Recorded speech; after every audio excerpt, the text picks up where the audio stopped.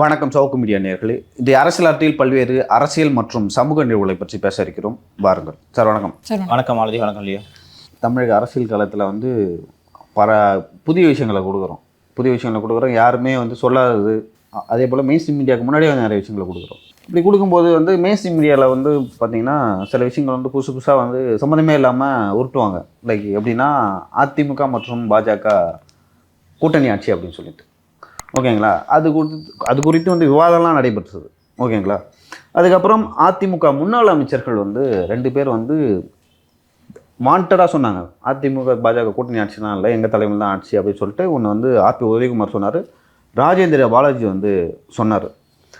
தலைமை சொல்லாமல் சொல்லிருக்க மாட்டாங்க 2 பேரும். ஏன்னா இவ்வளோ நாள் அவங்க இதுக்கே வரல, சீனுக்கே வரல. இப்போ 2 பேர் வாண்டடாக பேசுகிறாங்கன்னா தலைமை சொல்லாமல் சொல்லிருக்க மாட்டாங்க. என்ன நடந்ததுக்கு பின்னாடி யார் இந்த மாதிரியான ஒரு நரேட்டிவை செட் பண்ணுறாங்க? டிஎம்கே. அஃப்கோர்ஸ் டிஎம்கே என்றால் அண்ணாமலை அதில் ஒரு பகுதி என்பது உங்களுக்கு நான் தனியாக சொல்ல வேண்டியதில்லை. இன்று கூட தினமலர் நாளேட்டில் ஒரு செய்தி, 40 இடங்கள், மாநிலங்களவை உறுப்பினர், மத்திய இணையமைச்சர் பதவி, இது 3 கொடுத்தா தான் நான் கூட்டணி வருவேன், இல்லைனா வரமாட்டேன் என்று பெரியவர் மருத்துவர் ஐயா அவர்கள் குருமூர்த்தியிடம் தெளிவாக சொல்லிவிட்டார் அப்படின்ட்டு ஒரு நியூஸ் வந்திருக்கு.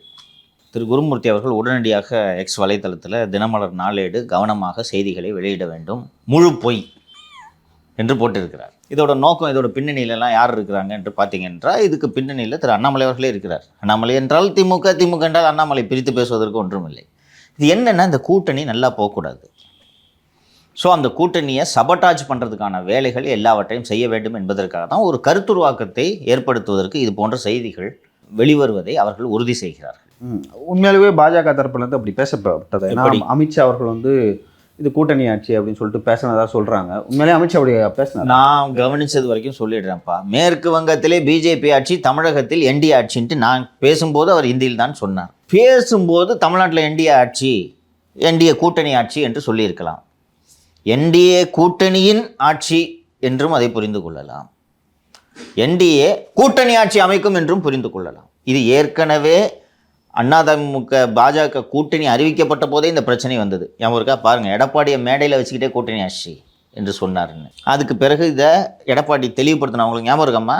தெளிவுபடுத்தினார், கூட்டணி என்டிஏ கூட்டணி ஆட்சி அமைக்கும். ஆமாம், கூட்டணி ஆட்சி அமைக்கும் என்பது பொருள் அல்ல, அதிமுக தான் ஆட்சி அமைக்கும். இதை சொன்னாரா? இப்போ ஏன் இப்போ திருப்பி விட்டுறீங்க? அதுவும் இன்னொன்று கூட சொல்கிறாங்க, கவனிச்சிங்களா, அதிமுக பாஜக கூட்டணின்னு சொல்லலை, பாஜக கூட்டணி அப்படின்னு சொல்கிறாங்க.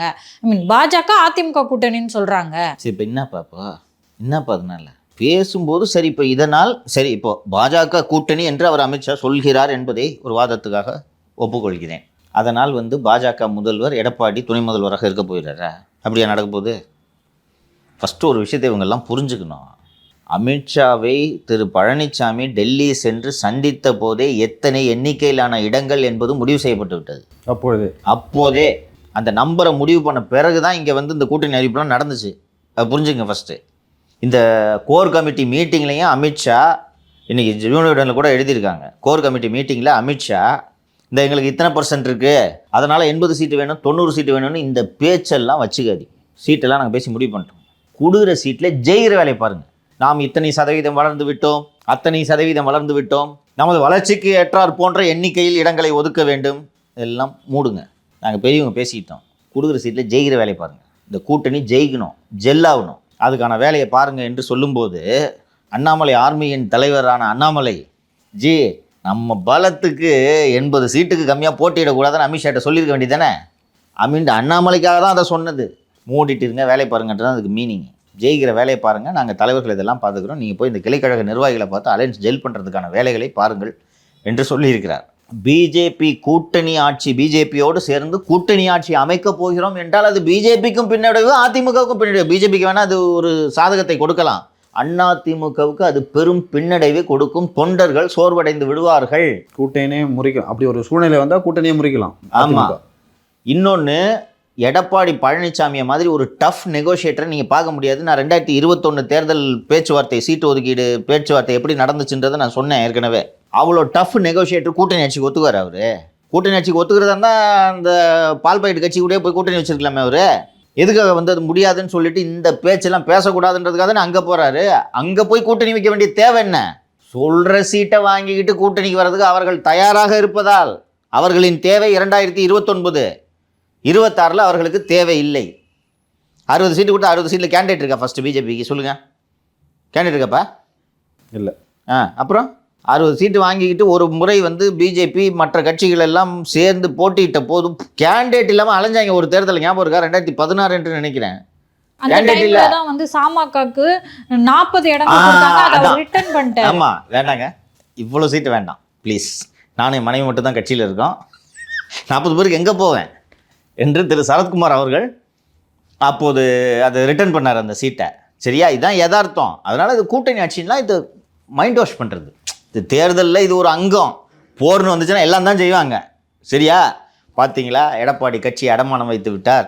இந்த நரேட்டிவை மீண்டும் மீண்டும் திமுக உருவாக்க முயற்சி செய்து அதை உடைக்கிறது அதிமுகவோட கடமை. அது செஞ்சுதான். அவ்வளவு ஏன் எடப்பாடியே முதலமைச்சர் இல்லையா, வேற ஒரு முதல்வர் வேட்பாளர் வந்து பாஜக யோசிச்சுட்டு இருக்கான், இப்படியெல்லாம் பேசுறாங்க சார். இதுதான் போர்னு வந்துருச்சு இல்லைம்மா. அப்போ இந்த மாதிரி நேரத்தில் திமுக இது மாதிரி டிசைனான தியரிஸை சர்க்குலேஷனில் விடத்தான் செய்வாங்க. அதெல்லாம் மீறி தான் அதிமுக ஜெயிக்கணும். அவங்க இடத்துல அதிமுக இருந்தாலும் இதைத்தானே செய்யும். போர்னு வந்துருச்சு, ஆல் இஸ் ஃபேர், அவ்வளோதான். அப்படி தான் பொய் பிரச்சாரத்தை கட்டவிழ்த்து விடுவாங்க. இன்னொன்று, இந்த பிரச்சாரம் மிகவும் எளிமையானது இல்லை சார். நேற்று நம்ம பேசணும் வந்து நீங்கள் ஊழல்னு பேசுகிறீங்க, ஊழலுக்கும் எங்களுக்கும் சம்மந்தமே இல்லை அப்படின்னு பேச வேண்டிய முதலமைச்சர் ஸ்டாலின் மௌனமாக இருக்காரு. அதுக்கு பதிலாக இப்படியான பொய் பிரச்சாரத்தை கட்டவிழ்த்து விடுவது. வைத்து விட்டீர்கள் கூட்டணி ஆட்சினா அது சம்பந்தமாகவே விவாதம் போகணும் அப்படின்றது அவங்களோட நோக்கம். அதை உடைக்கணும், அது ஒரு சாமர்த்தியம். சரி, எனக்கு தெரிஞ்சு எனக்கு வந்து அதிமுக பாஜகக்கு எத்தனை சீட்டு கொடுக்க போகிறாங்கன்னு தெரியாது, உங்களுக்கு தெரிஞ்சிருக்கலாம். ஒரு ஏற்கனவே வந்து அந்த 2000 எனக்கு தெரியும். சரி, நான் சொல்கிறது கெஸ்ஸு கரெக்டாக இருக்குது. ரைட்டு. 2021 தேர்தலில் வந்து 20 சீட்டு கிட்ட கொடுத்தாங்க. அவங்க வந்து 90 கேட்டாங்க, 19 அப்படின்னு இவங்க சொன்னாங்க சொல்லிட்டு நீங்கள் சொல்லுவீங்க. அதுக்கப்புறம் 20 கொடுத்ததா சொல்லுவாங்க. இப்போ அதிகபட்சம் தினகரன் இருக்கார், ஓபிஎஸ் அந்த வருவார். ஸோ அவங்களாம் இணைச்சி எப்படினாலும் ஒரு 25லேருந்து 30ன்னு வச்சிங்களேன். எனக்கு தெரிஞ்சு வந்து அதிகபட்சம் 30 தாண்டாது. ஓகேவா? ஓகே, ஏறக்குறைய சரி நீங்கள் சொன்னது, அவ்வளோதான், விட்டுருங்க. ஓகேங்களா? அப்படி இருக்கும்போது அதில் எத்தனை தொகுதிகள் வந்து பாஜக ஜெயிப்பாங்க, இவங்க ஆதரவு வந்தாலும் அவங்க ஆட்சி அமைக்க முடியுமான கேள்விகள்லாம் இருக்குது. ஓகேங்களா? பாஜக கொடுக்கலாம், பாமக கொடுக்க போகுது, பாமக கொடுக்கலாம், தேமுதிக இருக்க போகுது, இல்லை வேறு ஏதாவது கட்சிகள் கொடுக்க போகுது. ஸோ இவங்க பாஜகவை நம்பியும் ஒரு வேளை மெஜாரிட்டியில் ஜெயிச்சா அதிமுக இருக்க மாட்டேன். லுக்கு தம்பி, மெஜாரிட்டிக்கு 117க்கு சற்றும் குறையாமல் பெரும்பான்மை, தனிப்பெரும்பான்மை கிடைக்கும் அளவிலான இடங்களில் அதிமுக போட்டியிடும். இங்கே தூக்கி ஒரு பிஜேபிக்கு 40 சீட்டு 50 சீட்டை கொடுக்கலாம், அது சிக்கல் இல்லை. நீங்கள் கொடுத்துட்டு நீங்கள் 117க்கு கம்மியாக அதிமுக ஜெயிச்சிச்சுன்னா இனி கூட்டணி அமைச்சரவை தான். 2006 கருணாநிதி 96 எம்எல்ஏக்களை வச்சுக்கிட்டு 5 ஆண்டு யாருக்குமே அமைச்சரவையில் இடம் தராமல் ஓட்டிய காலங்கள் எல்லாம் மலையேறி விட்டது. இன்றைக்கி நீங்கள் 110 வாங்கினீங்கன்னா கூட துணை முதலமைச்சர் கொடு, 2 துணை முதலமைச்சர் கொடுன்னு கேட்பாங்க. ஸோ அதை தவிர்க்கிறதுக்கு எல்லா வேலையும் அதிமுக செய்யும். ஏன்னா என்னைக்கு கூட்டணி அமைச்சரவைக்கு நீங்கள் ஒத்துக்கிறீங்களோ அது பலவீனம். இன்னொரு விஷயம் இருக்குது சார். அப்படி வந்து நீங்கள் ஃபோர்ஸ் பண்ணி மிரட்டி வாங்கினீங்கன்னா 29 வந்து நான் ஏன் அவங்க கூட கூட்டணி வைக்கணும் ஒரு கேள்வி வரும். எனக்கு வந்து விஜய்னு ஒரு ஆப்ஷன் இருக்குது. 29 அப்படி யோசிக்கலாம்ல.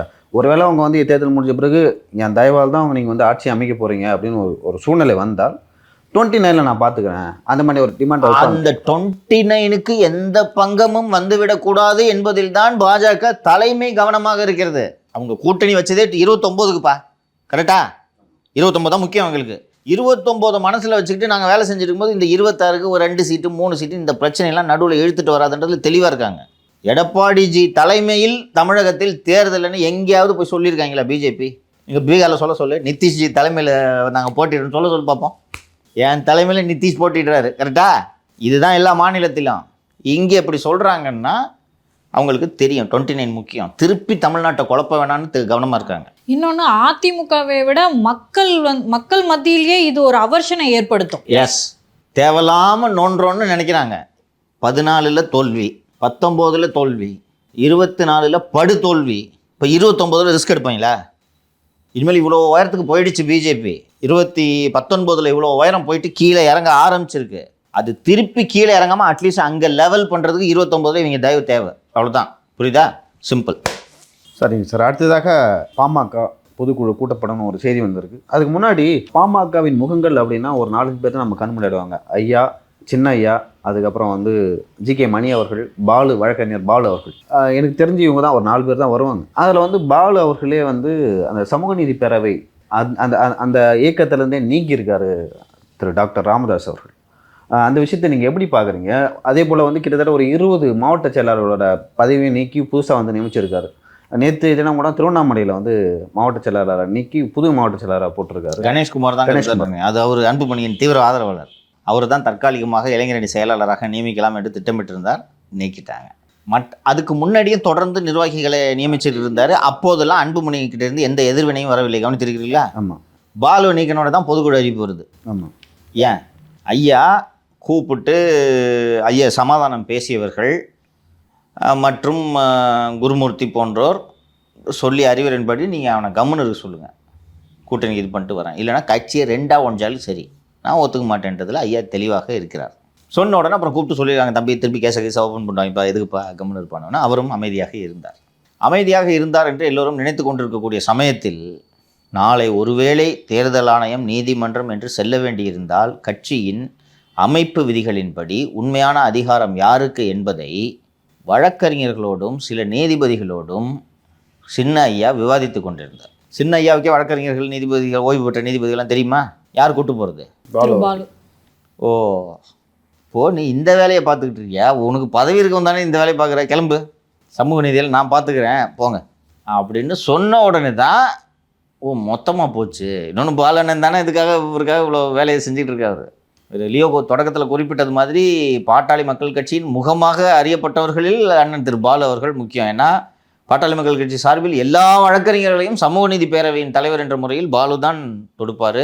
உச்சநீதிமன்றம் வரை சென்று நெடுஞ்சாலைகளில் இந்த மதுக்கூடங்கள் மற்றும் மது கடைகளை மூடுவதிலெல்லாம் பாலுவோட பங்களிப்பு மிக பெரிது. நிறைய பொதுநல வழக்குகளை தொடுத்திருக்கிறாரு.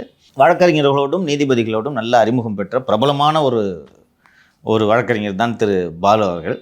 இது தெரிஞ்சிருச்சு ஐயாவுக்கு. ஓஹோ ரைட்டு, இவர் கூட்டுற இந்த பொதுக்குழு இதுக்கெல்லாம் வந்து எந்த விதத்திலும் அவர் வந்து ஐயா சலனப்படுவதாக இல்லை. மிக மிக தெளிவாக பொதுக்குழு தலைவரை தேர்ந்தெடுக்கிறான்ட்டு இருந்தாலும் பொதுக்குழுவை கூட்டும் உரிமை நிறுவனருக்கு தான் இருக்கிறது. ரொம்ப தெளிவாக விதி எண் 14ன்னு நினைக்கிறேன், தெளிவாக நிறுவனரின் வழிகாட்டுதல் மற்றும் அறிவுரையின்படி தான் பொதுக்குழுவே செயல்படுத்தப்பட வேண்டும் அப்படின்னு போட்டுருச்சு. இவர் வந்து மாவட்ட வாரியாக மாவட்ட பொதுக்குழுக்களை நடத்துகிறாராம். அந்த நடக்கும் மாவட்ட பொதுக்குழுக்களுக்கு திரு அன்புமணி அவர்கள் சிறப்பு அழைப்பாளராக கலந்து கொள்கிறார்னு தான் அறிவிப்பு வந்திருக்கு. தெரியுதா? இது எதுக்குன்றது அன்புமணிக்கும் தெரியாது, போகிறவங்களுக்கும் தெரியாது. பொதுக்குழு, மாவட்ட பொதுக்குழு, அந்த மாவட்ட பொதுக்குழுவில் இவர் சிறப்பு அழைப்பாளராக கலந்துக்கிறாரு. எதற்கு? அது 5 மாவட்டத்தில் நடத்துகிறார் இல்லையாப்பா. 5 மாவட்டத்தில் கல்யாண மண்டபம் வாடகை எடுக்கணும். ஆமாம், செலவு அன்புமணி கொடுப்பாருன்னு நினைக்கிறேன்.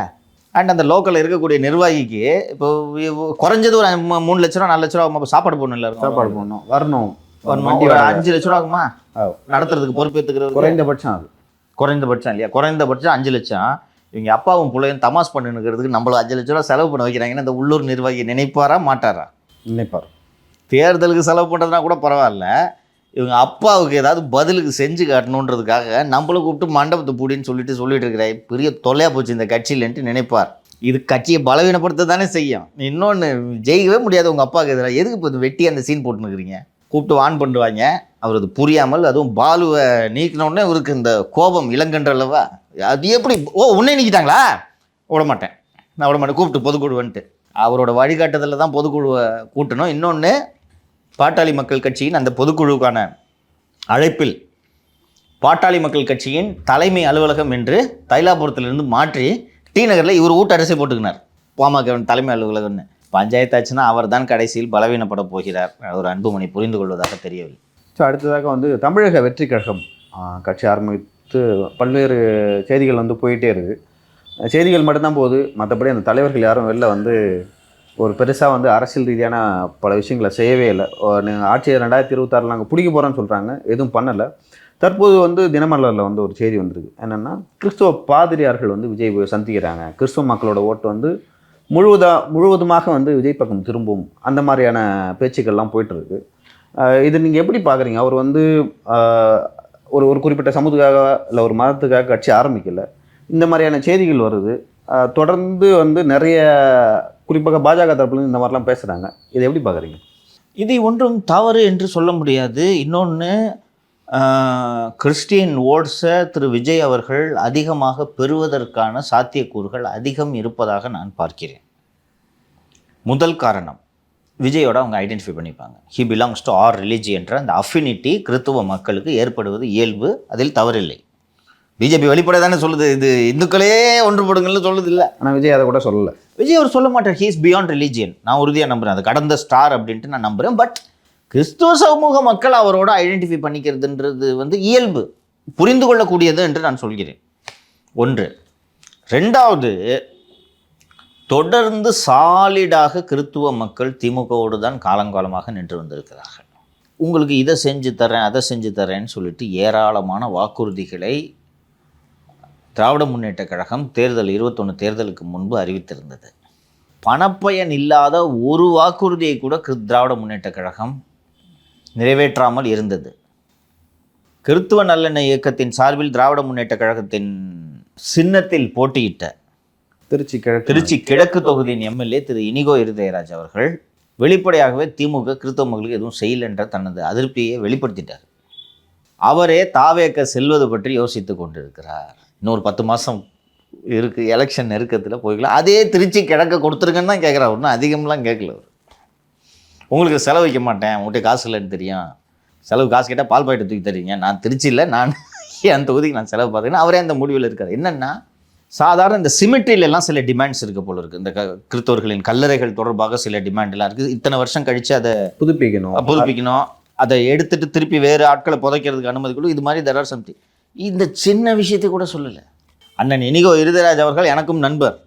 ஒரு முறை அவரிடம் உரையாடி கொண்டிருந்த போது சொன்னார், ஆட்சி வந்த உடனே நானும் ஏதோ நம்ம ஆட்சி கலைஞராக இருந்தானா கலைஞருக்கு இந்த மக்களை அரவணைச்சு வச்சுக்கணுன்றது தெரியும், கிறிஸ்மஸ் விழா கொண்டாடும் போது மட்டும் கலைஞருக்கு ஞாபகம் இருக்காது, எப்போவுமே இவங்களை கூட வச்சுக்கணுன்றது தெரியும். ஏதாவது ஒரு இல்லை நான் சொல்கிறேன் சார், ஆக்சுவலாக கலைஞர் கூட இருந்தால் வச்சுங்களேன், கலைஞர் இருந்திருந்தா எப்பொழுதுமே பியு சின்னப்பா, எஸ்ரா சர்குணம், அவங்கள சம்மந்தமே இல்லாமல் ஆயர் எஸ்ரா சர்குணம் வந்து மீட் பண்ணார் கலைஞரை. பியு சின்னப்பா சும்மா காட்டி வரும் அவங்களுக்கு மரியாதை நிமித்தமாக. அந்த அது இருந்துக்கிட்டே இருக்கும், எப்பயுமே இருக்கும். கலைஞர் எப்போ இருக்காரோ அந்த மாதிரி கலைஞர் வந்து கிறிஸ்மஸ் விழா கொண்டாடும் போது எஸ்ஆர் சரவணன் இருப்பார், பியு சின்னப்பா இருப்பார். சென்னையில் வந்து ஆயர்னு சொல்லுவாங்க. ஒரு 2-3 மாவட்டத்துக்கு எல்லா சர்ச்சுக்கும் ஹெட்டு வந்து ஒரு மாவட்டம்னு இருக்கும், அது ஹெட்டாக வந்து ஆயர்னு ஒருத்தர் இருப்பாங்க, பிஷப்னு சொல்லுவாங்க இங்கிலீஷில். அவங்க வந்து எப்பயுமே கலைஞர் கூட இருப்பாங்க.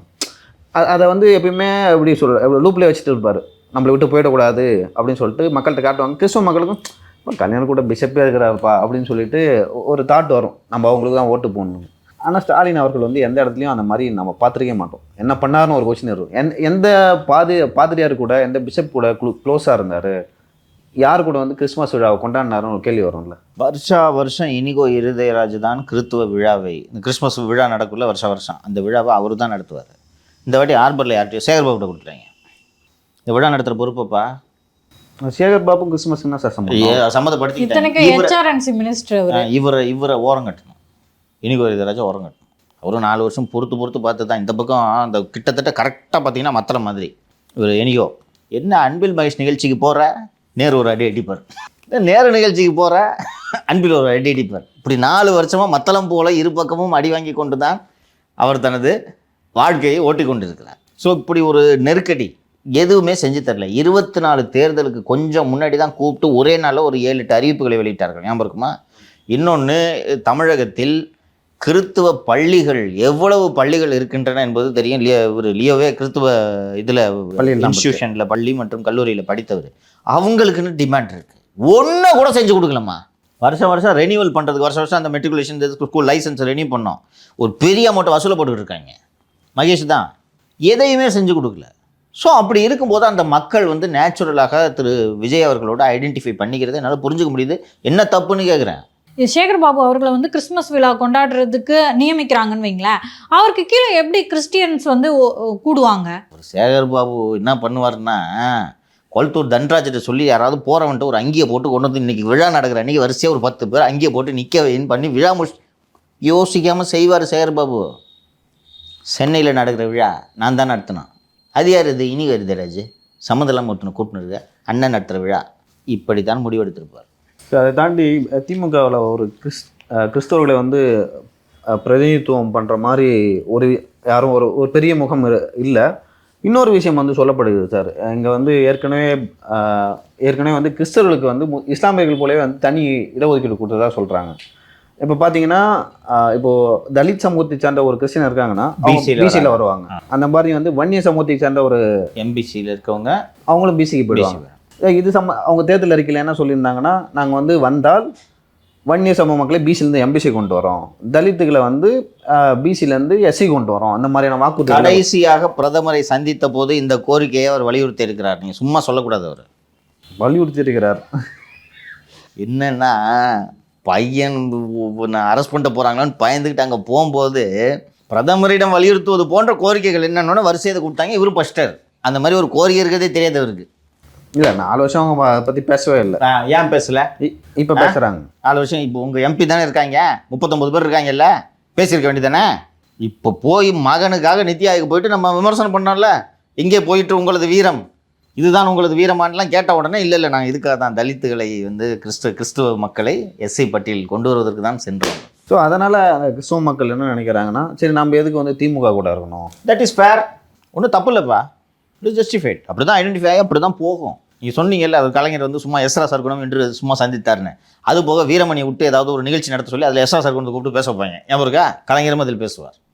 கிறிஸ்மஸ் விழா தவிர்த்து அவங்கள தொடர்ந்து என் கூட தாங்க இருக்காங்க அவங்க அப்படின்றதுக்கு ஏதாவது தொடர்ந்து. ஸ்டாலின் அவர்கள் இப்போ இன்றைக்கும் அவர்கள் எல்லாம் சந்திக்கிறது இல்லையாங்க சார்? ஏன்னா அப்படி சந்திக்கும் போது அவங்களுடைய டிமாண்ட்ஸ் அவர்கிட்ட சொல்லலாம். கட்சியோட பொதுச் செயலாளர் துரைமுருகனை சந்திச்சு 3 மாதம் ஆகுது. நீங்கள் வந்து இனிகாவை சந்திக்கணும், கிணிகாவை சந்திக்கணும்ன்ட்டு. பொதுச் செயலாளர் பார்த்து எவ்வளோ நாளாச்சு தெரியுமா? எங்கள் உலகத்திலே வந்து மாவட்ட செயலாளர் தேர்தலுக்கான மாவட்ட செயலாளர்கள் மாவட்ட பொறுப்பாளர்கள் கூட்டத்தை காணொலி காட்சியில் நடத்தின ஒரே கரகாட்ட கோஷ்டி திமுக கரகாட்ட கோஷ்டி. பார்த்துருக்கீங்களா? 18 பேர் இருக்கிற கோர் கமிட்டி மீட்டிங்கை வந்து ஒரு ஃபோன் காலில் நடத்தி முடிச்சிடலாம். அதை விட்டுட்டு ஒரு ஹோம் மினிஸ்டர் வந்து இங்கே வந்து பக்கத்தில் உட்காந்து 1.5 மணி நேரம் பேசினுக்கிறார். ஒருத்தனை நீ சொல்லு, உன் கருத்து என்ன, நீ எதுவும் பேச மாட்டேங்கிற சொல்லு. ஹோம் மினிஸ்டர் கேட்டுனுக்கிறாரு, இங்கே இருக்கிறாங்க. இவர் காணொலி காட்சியான். அப்புறம் என்ன, ஓகேவா தலைவரே, 200 தலைவரே, ரைட்டு தான். அவர் 200 ரூபா வாங்குற 200 ரூபா சொல்லியிருக்காரு. இவர் 200 தொகுதின்னு நினச்சிடும். Correct right, okay. இவ்வளோ தான். திரு இனிகோ இடுதராஜெல்லாம் பல முறை அந்த இனிகோ இடுதராஜ் ஒரு முறை என்னை சந்திச்சப்போ சொன்னார், கவர்மெண்ட் வந்தோடனே சரி. ஏன்னா இவருக்கு இனிகோவுக்கு என்ன சிக்கல்னா, நேராக இவர்கிட்ட தான் வருவாங்க. ஃபாதர் உன்னை நம்பி தானே ஓட்டு போட்டேன், வந்து சொன்னேன் எலெக்ஷனுக்கு முன்னாடி நம்ம ஆட்சி வருது எல்லாம் செஞ்சிடுன்னு சொன்னேன், எங்கன்னு கேட்பாங்க. ஸோ இவரும் வந்து போய் உளவுத்துறை கூடுதல் டிஜிபி, அப்போது திரு டேவிட்சன், துணை முதல்வர் தினேஷ், சிறுபான்மை நலத்துறை செயலாளர், சிறுபான்மை நலத்துறை அமைச்சர்னு சங்கர் ஜெராக்ஸுக்கு மட்டும் 80 செட்டு ஜெராக்ஸ் போட்டிருப்பேன்றார். அந்த கோரிக்கைகள் யாரை போய் கேட்டாலும் எனக்கு இந்த டிமாண்ட்ஸ் ஒரு செட்டு ஜெராக்ஷன் கொடுத்துட்டு இனிமேல் ஜெராக்ஸே கிடையாது, எங்களுக்கு கோரிக்கையே இல்லைன்னு சொல்லிட்டேன்றார். சொன்னாரியா? எல்லா இடத்துலையும் அவரோட கோபம் என்னன்னா, எல்லாருக்கிட்டையும் இந்த காப்பி இருக்கு, ஏதாவது ஒன்று கேட்டால் ஒரு செட்டு காப்பி போடு, என்கிட்ட காப்பியே இல்லை, எங்களுக்கு கோரிக்கையே இல்லை. அதை ஒரு இடத்துல வந்து வெளிப்படையாக சொல்லிட்டாரு, எல்லா இடங்களையும் நாங்கள் நிராகரிக்கப்படுகிறோம் அப்படின்னு சொல்லிட்டு. இன்னொரு விஷயம் இருக்குது சார், தமிழ்நாட்டில் வந்து லைக் இஸ்லாமிய இயக்கங்கள் இருக்குது, அப்போ இந்து மதத்துக்குன்னு சில இயக்கங்கள் இருக்குது, ஆனால் கிறிஸ்துவ மதத்துக்குன்னு தனியாக அந்த மாதிரி இயக்கம் ஒரு பெரிய கட்சியில் சிறு சிறு இயக்கங்கள் இருக்குது, கட்சி இருக்குது. அந்த கட்சியோட முகமாக பிம்பமாக யாருமே மானதில்லை. அது ஒரு எம்டி ஸ்பேஸ். அந்த ஸ்பேஸை வந்து கலைஞர் வந்து பியூ சின்னப்பா மூலமாகவோ இல்லை எஸ்ரா சர்க்குணம் மூலமாகவோ வந்து பூர்த்தி செஞ்சுருக்கார். அப்படி காட்டுவார். அவங்க கொடுக்குற அறிக்கையெல்லாம் வெளில வரும், அவங்க கலைஞரை புகழ்ந்து பேசுவாங்க. அந்த மாதிரி வந்து இனிகோ இடுதராஜை இவங்க மாற்றிருக்கணும். ஓகேங்களா? மாற்றலை, இல்லை வேறு யாராவது ஒரு பிஷப்பை வந்து மாற்றிருக்கணும், அதையும் மாற்றலை. ஏன்னா ஒரு கட்சியை வந்து இவங்க ஏன்பா மாற்றணும்? உங்களுக்குன்னே உங்கள் கட்சியோட எம்எல்ஏவாகவே ஒருத்தர் இருக்கார், கிறிஸ்துவ நல்லெண்ணெய் இயக்கம்னு ஒரு அமைப்பு வச்சுருக்காரு, உங்களுக்காக உழைச்சிருக்காரு, உங்களுக்காக சர்ச்சில் எல்லாம் கேன்வாஸ் பண்ணி ஓட்டு வாங்கி கொடுத்துருக்காரு. எதுக்கு புதுசாக ஆளை தேடுறீங்க? இல்லை அவரையே மாற்றலைன்றேன் நான். ஒன்றா அட்லீஸ்ட் நீங்கள் பாதிரியாரை மாற்றலை, அவர் இனிகோ இடுதராஜை மாற்றிருக்கனால அதையும் அவங்க பண்ணலை. அதுக்கான விளைவுகளாக தான் கொடுப்பாங்க. இப்படி தான் போவாங்க. இப்போ புதுசாக வந்து ஒரு கிறிஸ்தவ சமூகத்தை சேர்ந்த ஒரு சூப்பர் ஸ்டார் அரசியலுக்கு வரும்போது அவங்க கூட போகிறதுல என்ன தப்புன்னு கேட்குறேன் நான். இன்னும் சொல்ல போனால் போட்டோம், அவர் தனியாக தானே போகிறாரு, திமுக ஓட்ட கொஞ்சம் இழுத்துன்னு போட்டுமே, என்ன போகணும் பிரச்சனை? சார், இந்த துப்புரவு தொழிலாளர்களுக்காக ஒரு வண்டி தர அதி உன்னதமான அவங்கள தொழில் முனைவோராக்கும் ஸ்கீம், அந்த ஸ்கீமில் பார்த்தீங்கன்னா ஊழல் நடந்திருக்கு அப்படின்னு சொல்லிட்டு நீங்கள் ஒரு பொதுநல வழக்கு சமர்ப்பிச்சிருந்தீங்க. அது வந்து சிபிஐக்கு உங்களுடைய கோரிக்கை வந்து அதில் தவறு நடந்திருக்கு, சிபிஐக்கு மாற்றணும் அப்படிங்கிறது. ஆனால் சிபிஐ நிராகரிக்கப்பட்டிருக்கு. நேற்று மீடியாக்களில் பார்த்தீங்கன்னா சிபிஐ நிராகரிக்கப்பட்டிருக்கு அப்படின்னு சொல்லிட்டு, இதை எப்படி சார் பார்க்குறீங்க? சிபிஐ விசாரணைக்கு அவசியமில்லை என்று நீதிமன்றம் கருதியிருக்கிறது. ஏன் அவசியமில்லை என்று கருதுகிறார்கள் என்றால், நீதிமன்றம் கருதியிருக்கிறது என்று நான் புரிந்து கொள்கிறேன் என்றால், ஊழல் நடைபெறுவதற்காக போடப்பட்ட திட்டத்தை முளையிலேயே கிள்ளிவிட்டோம் என்று நீதிமன்றம் கருதியதால், இதை சரி செய்து விட்டதால் சிபிஐ விசாரணை தேவையில்லை என்று முடிவெடுத்திருக்கிறார்கள் என்று நான் புரிந்து கொள்கிறேன். இது வந்து ஒரு எலாபரேட் கான்ஸ்பிரசி, ஒரு பெரிய சதித்திட்டம். ரவிக்குமார் நாரா மற்றும் செல்வ பெருந்தகை ஆகியோர் சேர்ந்து பொம்மை முதல்வர் அவர் ஏமாத்துறதுக்கெல்லாம் அவசியப்படுறது அவசியமே கிடையாது. இப்போ சொன்னேன்னா அவரே ஏமாற போகிறார். எதற்கு? பொம்மை முதல்வரை ஏமாற்றி இப்படி ஒரு திட்டத்தை உருவாக்கியிருக்கிறார்கள். இந்த திட்டம் நீதிபதிகள் இந்த வழக்கு விசாரணையின் போது மீண்டும் மீண்டும் சொன்னார்கள், மிக அற்புதமான திட்டம்.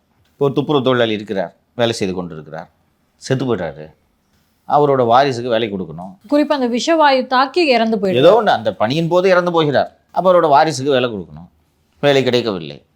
அந்த நேரத்தில் அந்த வாரிசை அழைத்து, நீங்கள் வந்து உங்களுக்கு 50% மானியத்தோடு உங்களுக்கு இந்த வாகனத்தை தருகிறோம். சரி, வாகனத்தை தந்தால் எனக்கு என்னங்க அது நல்ல பிரயோஜனம்? வாகனத்தை தர்றீங்க, நான் எப்படிங்க, நான் இதை எப்படி வாடகை கொடுத்து, யாருமே வண்டியை வாடகை எடுக்கலன்னா கவலைப்படாதீர்கள். சென்னை மெட்ரோ வாட்டர் உங்களது வாகனத்தை 7 ஆண்டுகளுக்கு வாடகைக்கு எடுப்பதற்கான ஒப்பந்தத்தை உடனடியாக தருகிறோம். அதை வச்சு நான் என்னங்க பண்ணுறது? இந்த ஒப்பந்தத்தை வச்சு பேங்க்கில் லோன் கேளுங்க. புரியுதா உங்களுக்கு? ரிவர்ஸு. அதாவது வேலை கன்ஃபார்மாக கிடைக்க போகுது, மாதம் மாதம் எனக்கு சம்பளம் வந்துட போகுது, இதை பேஸ் பண்ணி பேங்க் வந்து எனக்கு கடன் கொடுங்க, நான் உங்களுக்கு சம்பாரிச்சு மாதம் மாதம் அதை திருப்பி கட்டிடுவேன். கரெக்டாக வருதா? நல்ல ஸ்கீம். ஸோ என்ன பண்ணுறாங்க, இப்போ நான் தான் அந்த வாரிசுன்னு வச்சுக்கோங்க, அந்த ஒரு துப்புரவு தொழிலாளியோட வாரிசு நான் தான் வச்சுங்க, என்னை கூப்பிட்டு இந்த மாதிரி சொல்கிறாங்க, எடுத்தவொடனே எனக்கு கொடுத்துட்றாங்க, உங்களுக்கு இந்தாப்பா உனக்கு ஒர்க் ஆர்டரு, 7 வருஷத்துக்கு உனக்கு ஒர்க் ஆர்டரு. சொன்ன உடனே நான் இந்த ஒர்க் ஆர்டர் வாங்கிக்கிட்டு பேங்க்கில் லோன் கேட்டோடனே பேங்க்கில் லோன் கொடுத்த உடனே அதுக்கு ஒரு முன்பணம் ஒன்று கட்டணும். முன்பணத்தையும் வாங்கிக்கிட்டு நான் இந்த மெட்ரோ வாட்டர் எனக்கு கொடுக்குற ஆர்டரை வச்சு மாதம் இந்த வண்டிக்கு ஆளை போட்டு மெயின்டைன்லாம் பண்ணி மாதம் எனக்கு ஒரு அமௌண்ட்டு வரும். நான் இப்போ ஒரு வண்டி முதலாளி, நான் வேலை செய்யக்கூட வேண்டியதில்லை, ஒரு டிரைவரு ஒரு கிளீனரு போட்டுக்கிட்டு மெட்ரோ வாட்டர்லேருந்து பில்லை மட்டும் வாங்கி இவங்களுக்கு 2 பேருக்கும் சம்பளத்தை கொடுத்துட்டு நம்ம ஜாலியாக இருக்கும். இதான் இந்த திட்டத்தோட நோக்கம். இப்படி நடந்ததா என்றால் இப்படி நடக்கவில்லை. இந்த இடத்துல தான் டிக்கி, ரவிக்குமார் நாரா நடத்தும் டிக்கி என்ற நிறுவனம் உள்ளே வருகிறது. மெட்ரோ வாட்டரே இந்த திட்டத்தை செயல்படுத்தி இருக்கலாம், ஆனால் இந்த வங்கிகளோடு டைப் பண்ணுறது, இந்த வேலைகள் எல்லாம் செய்கிறதுக்கு மெட்ரோ வாட்டர் அதிகாரிங்க செஞ்சுட்டு இருக்க மாட்டாங்க, அரசு அதிகாரிங்க அவங்க செஞ்சுட்டு இருக்க மாட்டாங்க.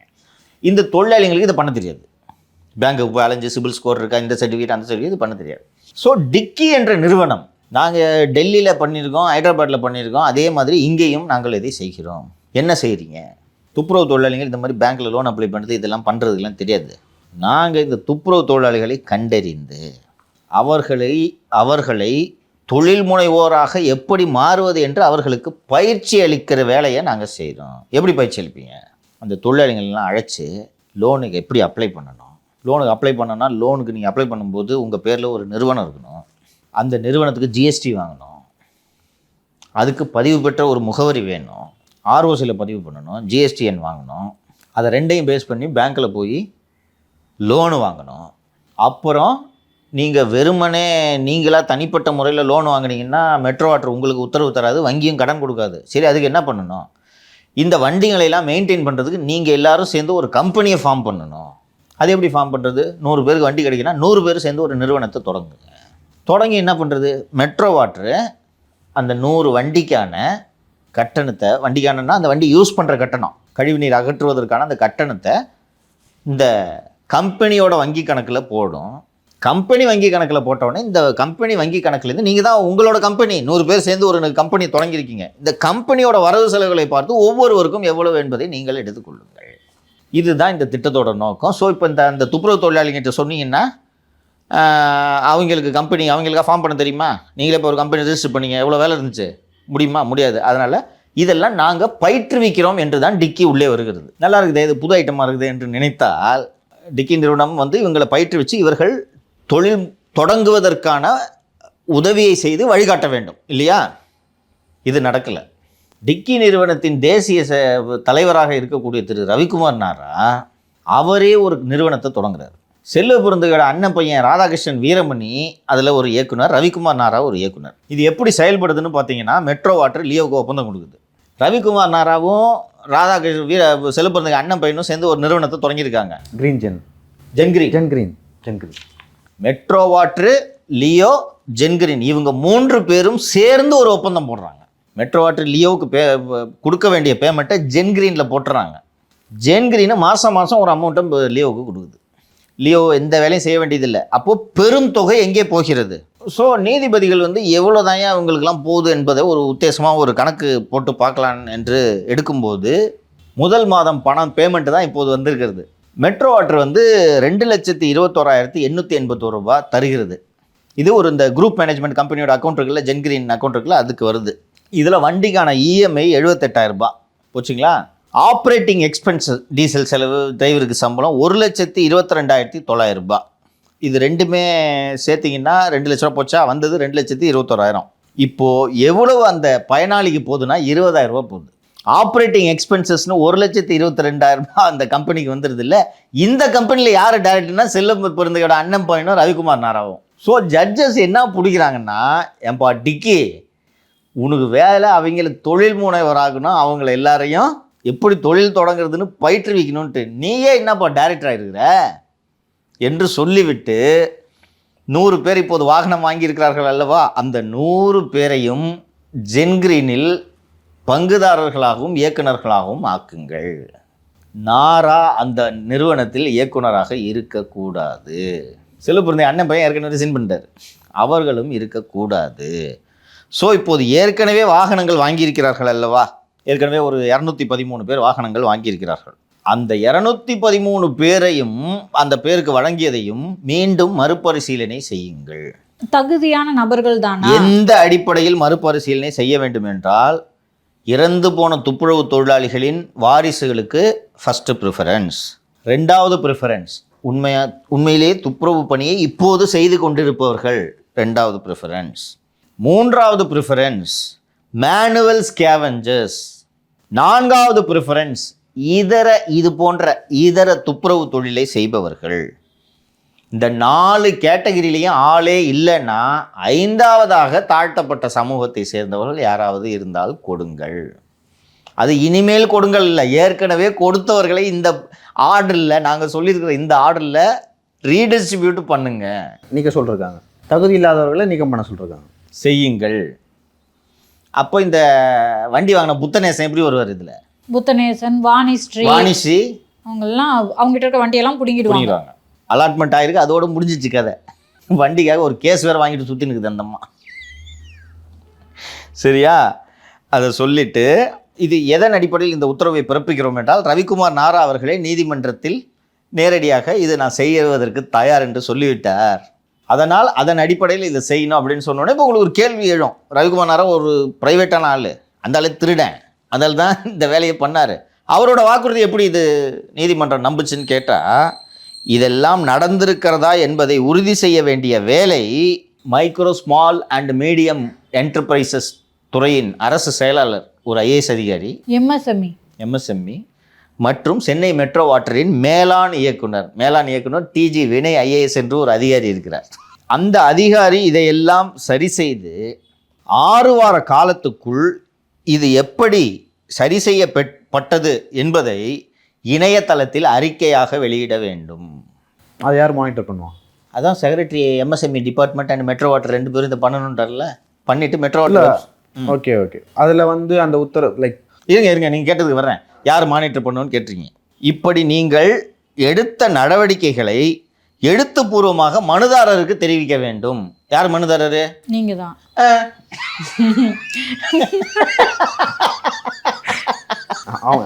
ஆக்சுவலாக கோர்ட் அதை அந்த உத்தரவு எப்படி போட்டிருப்பாங்கன்னா, எங்களால் பார்க்க முடியாது, அவர்கிட்ட கொடுங்க,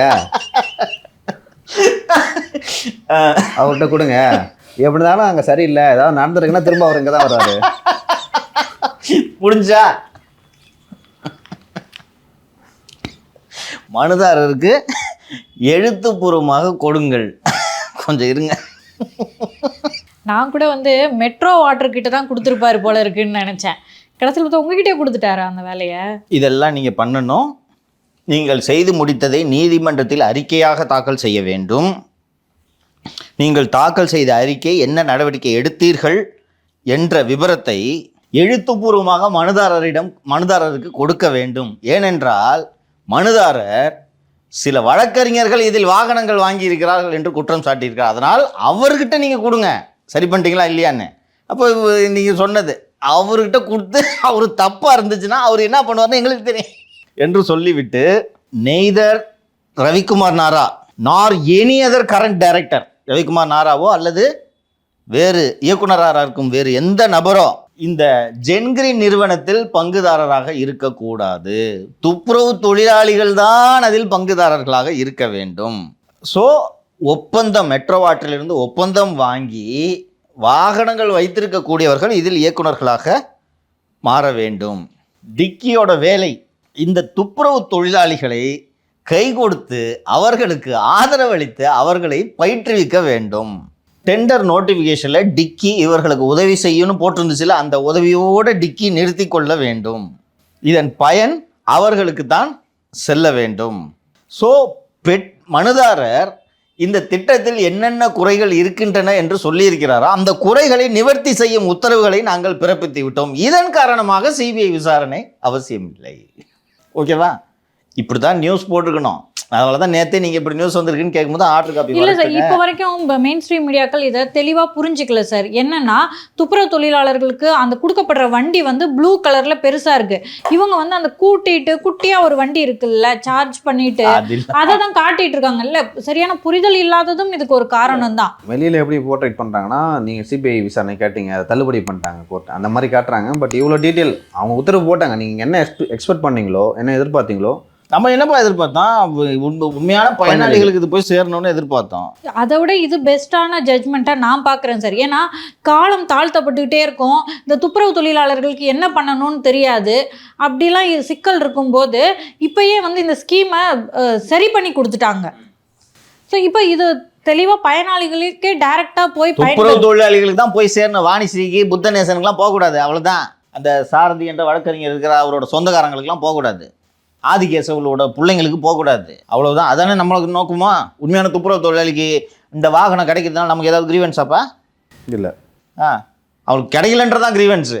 அது சரி பண்ணிட்டாரு கோர்ட்டு ஜட்ஜு. அப்புறம் என்ன வேணும்? ஸோ அந்த குரூப் மேனேஜ்மெண்ட் கம்பெனியில் துப்புரவு தொழிலாளர்கள் எல்லாம் அவங்களுடைய அக்கௌண்ட்டை இணைச்சிக்கிட்டு அவங்களுக்கு டைரெக்டாக பணம் போயிடும். எஸ், அவங்க தான் கம்பெனியை நடத்துவாங்க. They are directors of the company. அவங்க அந்த 213 பேர் வாகனங்கள் பெற்றிருக்கார்களோ அந்த 213 நல்ல வேலைமா ஞாபகப்படுத்தி இன்னொரு விஷயத்தை சொல்கிறேன்.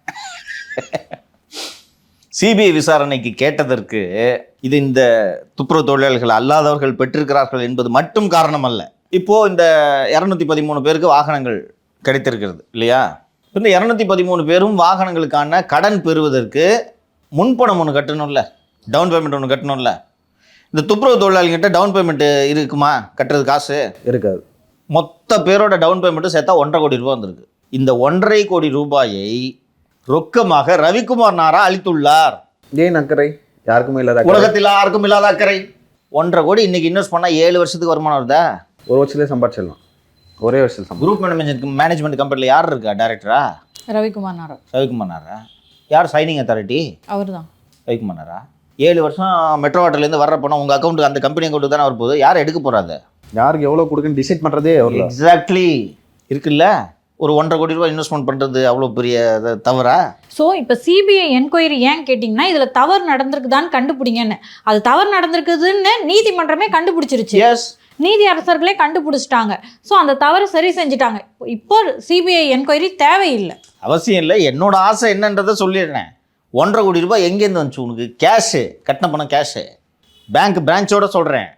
ராதாகிருஷ்ணன் சாலை, இந்தியன் வங்கி, அதில் 1.5 கோடி ரூபாய் எப்படி கேஷாக கட்ட முடியும்ன்ற உங்களுக்கு சந்தேகம் வரலாம். 213 பேர் பயனாளர்கள் இருக்காங்கல்ல, 100 பேர் பயனாளர்கள். 100 பேருக்கு 100 பேரோட அக்கௌண்ட்டில் பிரிங்க 1.5 கோடி ரூபாயை. இதெல்லாம் கொடுத்தாங்க கேஷா அப்படின்னு சொல்லிட்டு போய் கொடுப்பாங்க. தனித்தனி அக்கௌண்ட்டில் தானே கட்ட போகிறீங்க. அதான் இப்போ 10 லட்ச ரூபா இருக்குது, லியோ அக்கௌண்ட்டில் 10 லட்ச ரூபா போட்டானா இன்னும் இவ்வளோ கேஷ் பேமெண்ட் இருக்கும். நம்ம ஆஃபீஸில் இருக்க ஒவ்வொரு ஸ்டாஃப் பேர்லையும் 1.5 லட்சம் போட்டால் இப்படி ஒரே நாளில் கட்டப்பட்டிருக்கிறது 1.5 கோடி ரூபாய். ரவிக்குமார் நாராவுக்கு ரொக்கமாக ஏது 1.5 கோடி ரூபாய்?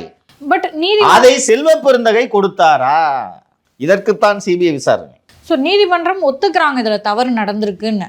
ஒத்துக்கிட்டு நாங்கள் இதெல்லாம் சரி பண்ணுங்கன்னு சொல்லியிருக்கோம், நீ சரி பண்ணுறியா இல்லையான்றதை சரி பண்ணி முடித்து விட்டு இதை அறிக்கையாக மனுதாரருக்கு 6 வார காலங்களுக்குள் 8 வார காலங்களுக்குள் கொடுக்க வேண்டும். 8 வார காலத்துக்குள் கொடுக்கவில்லை என்றால் நீதிமன்ற அவமதிப்பு வழக்கு போட்டு சென்னை உயர்நீதிமன்றத்தை நாடுவேன். மெட்ரோ வாட்டரில் டிஜி வினய் தான் இருக்கார். இன்னொன்று, இது ஸ்கீம் நடந்துருச்சு, முதல்வரே வந்து இந்த நிகழ்ச்சியில் பேசினார், செல்வ பெருந்தகை என்கிட்ட இந்த திட்டத்தை கொண்டு அறிமுகப்படுத்தினார் அப்படின்னு சொல்கிறாரு. அதிகாரிகளுக்கு தெரியும் இதில் ஃப்ராடுத்தனம் நடக்குது, இந்த இன்னும் நாரான்னு ஒருத்தன் வந்திருக்கிறான், அந்த நாரா என்ற நபர் வந்து இந்த குளறுபடிகளாம் நடக்கிறது என்று அந்த அதிகாரிகள் எதிர்ப்பு தெரிவித்தாலும் என்ன ஆகும்னு கேட்டிங்கன்னா, செல்வ பெருந்தகை அழுத்தம் கொடுப்பார், சிஎம் சொன்ன ஸ்கீம்னு சொல்லுவாங்க. இந்த அதிகாரிகளால் எதுவும் செய்ய முடியாது. இன்னைக்கு முழு அதிகாரத்தையும் நீதிமன்றம் அதிகாரிகளிடம் கொடுத்து விட்டது. இப்போ நாங்கள் சொன்ன இன்ஸ்ட்ரக்ஷன்லாம் கேரி அவுட் ஆகிறதான்றது ஆயிருக்கான்றதை பார்க்க வேண்டியது உங்கள் வேலை, நீங்கள் பண்ணுங்கன்னு சொல்லிட்டாங்க. பண்ணலைன்னா ஜெயிலுக்கு போவோம். ஏற்கனவே சிபிஐ விசாரணை கேட்டு தான் அவன் கோர்ட்டுக்கு போனான். இப்போ இதை பண்ணலன்னா திருப்பி போவான். பேசாமல் பண்ணிடலான்ட்டு அதிகாரிகள் நினைப்பாங்களா, நினைக்க மாட்டாங்களா? நாராவும் செல்வ பெருந்தகையும் சம்பாதிக்கிறதுக்கு இந்த ஐஏஎஸ் அதிகாரிகள் உதவுவார்கள் என்று நினைக்கிறீர்களா? அவங்களுக்கு வந்தால் உதவுவாங்க, அவங்களுக்கு இதில் பங்கு கொடுக்க முடியுமா? அவ்வளோ ஈஸியான ஸ்கீமா அது? எல்லாத்தையும் தாண்டி ஆட்சி மாற்றம் வர்றதுக்கான வாய்ப்புகள்லாம் இருக்கு. இந்த நேரத்தில் இது நடக்குமா? நமது நோக்கம் நிறைவேறிவிட்டது. அடுத்தது சார், நம்ம தொடர்ந்து வந்து பேசியிருந்தோம். அஜய் வாண்டியார் அப்படின்னு ஒருத்தர் வந்து பாரில் சண்டை நடந்துச்சு, அதை தொடர்ச்சி அவர் பின்னாடி விசாரித்தா அவர் வந்து நிறைய இடத்துல வந்து கட்ட பஞ்சாயத்து பண்ணியிருக்காரு, மிரட்டியிருக்காரு அப்படின்னு சொல்லிட்டு நம்ம தொடர்ந்து பேசிட்டு வந்தோம். அதன் தொடர்ச்சி அவர் மேலே குண்டாஸ் போட்டிருக்காங்க. சாதாரணமாக வந்து குண்டாஸ் போட மாட்டாங்க, ஒரு கட்சிக்காரங்க மேலாம் குண்டாஸ் எனக்கு தெரிஞ்சு போட்டதில்லை. ரவுடிங் மேலே போடுவாங்க, இந்த மாதிரி மேலே போடுவாங்க, பத்திரிகையாளர் மேலே போடுவாங்க, பத்திரிகையாளர் மேலே போடுவாங்க. அப்படி இருக்கும்போது அஜய் வாண்டியார் மேலே போட்டிருக்காங்க. எந்த அளவுக்கு வந்து அப்போது லைக் நீங்கள் சொல்கிற மாதிரி அந்த கட்ட பஞ்சாயத்து ரவுடிசம் பண்ணியிருந்தால் போட்டிருப்பாங்க. அதை எனக்கு உள்ளபடியே சொல்லிவிடுகிறேன். ஏன் வந்து அஜய் வாண்டியாரை இன்னும் அடிப்படை உறுப்பினர் பதவியிலிருந்து நீக்காமல் அதிமுக பொதுச் செயலாளர் தாமதிக்கிறார் என்பது எனக்கு உள்ளபடியே புரியவில்லை. Ajay Vandiyar double document, cheating, forgery, iridium, rice pulling, இது போல் அவர் செய்யாத மோசடி வேலைகளே கிடையாது. இப்போது அந்த லார்ட் ஆஃப் த ரிங்ஸ் பாரில் நடந்த தகராறுக்கும் ஒரு முக்கியமான காரணம் என்னவென்றால், அங்கே எதற்காக சென்றிருக்கிறார்கள் என்றால், பாண்டவாஸ் என்று ரவுடிகளுக்கென்று ஒரு வாட்ஸ்அப் குழுவை உருவாக்கி பாண்டவாஸ் என்று ஒரு ரவுடி குழுமத்தை உருவாக்கி இருக்கிறார்கள். நீங்கள் கேட்டிங்களா ஏன் குண்டாஸ் ஆக்ட்னு?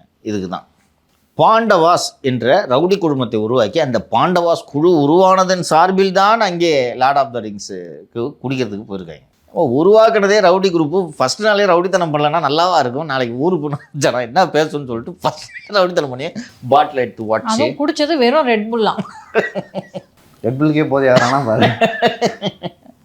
சரி, இன்னும் கேட்கலாம்.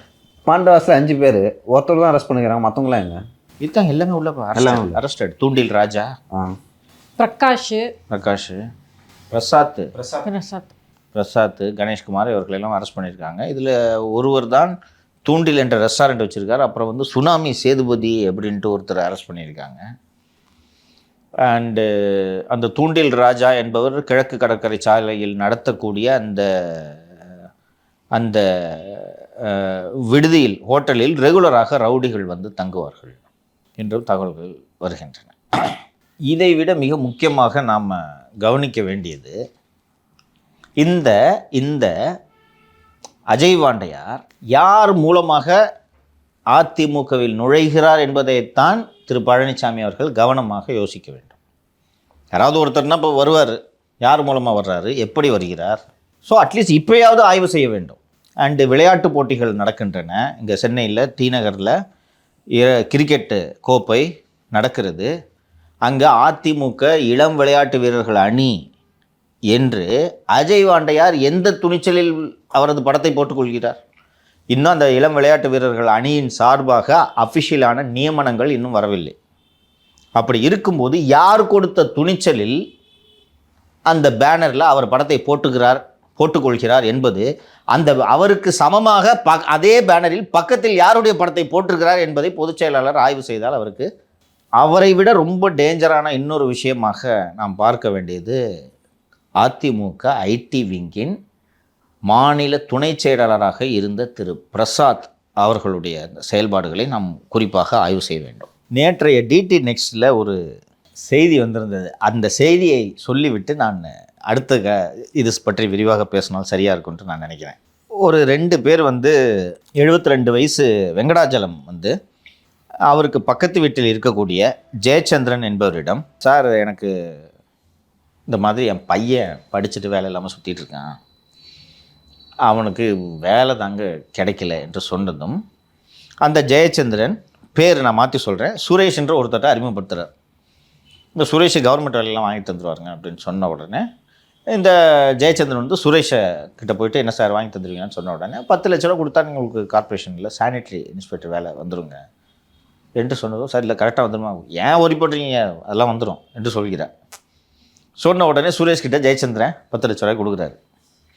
கொடுத்த உடனே சுரேஷுக்கு ID card, appointment order, badge எல்லாத்தையும் கொடுத்தோடனே, ஏன் இதை நீங்கள் இப்போ இதை நம்புனீங்கன்னு கேட்டோடனே, சார் ரிப்பன் பில்டிங் பக்கத்தில் வச்சு கொடுத்தாங்க சார் எனக்கு சென்ட்ரல் என்ன வாங்கிக்கிறார்.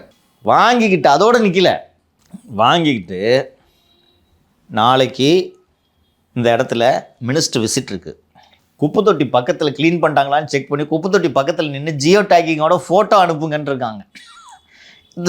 இந்த ஆளும் போய் அங்கே நின்று யூனிஃபார்ம் போட்டு நின்று ஃபோட்டோ எடுத்து அனுப்புகிறாரு. அப்புறம் இப்போ உங்களுக்கு கொடுத்துருக்கிறது சானிட்டரி இன்ஸ்பெக்டர். இதெல்லாம் ஏன்னா கவர்மெண்ட்டில் ப்ரொசீஜர் இது எப்படி ஆப்ரேட் பண்ணுதுன்றது எங்களுக்கு தெரியல.